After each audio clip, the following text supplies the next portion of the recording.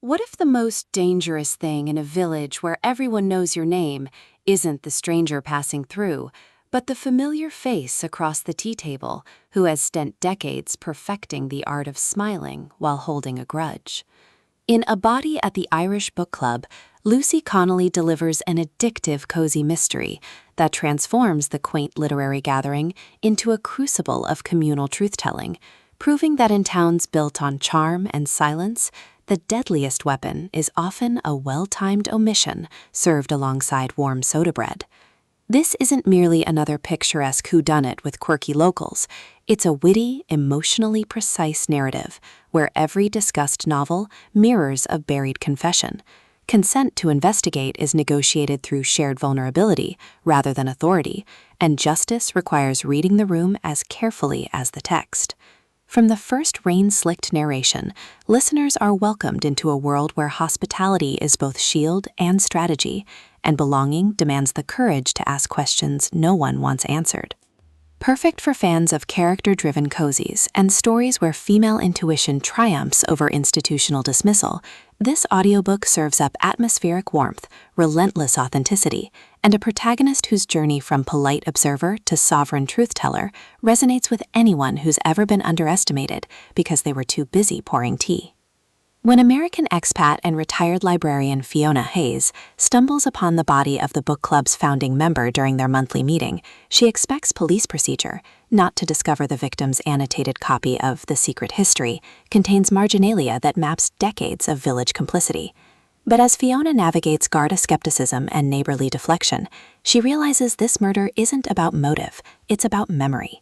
Connelly masterfully avoids reducing Fiona to nosy outsider or Ballymore to postcard backdrop. Instead, she crafts a narrative where domesticity becomes detective work, where consent is renegotiated through mutual recognition of unprocessed grief, and where liberation requires honoring the women whose stories were deemed too trivial for official records.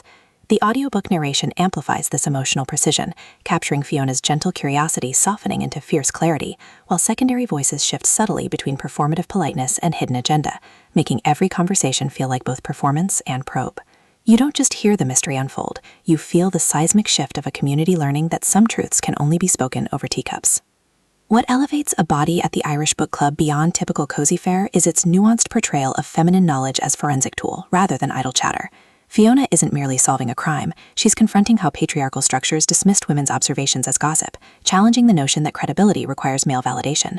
Her relationships evolve through acts of radical reciprocity, sharing silences during cleanup that bypass performance, establishing trust through mutual recognition of unprocessed loss, and defending each other's right to question against cultures that mistake harmony for truth.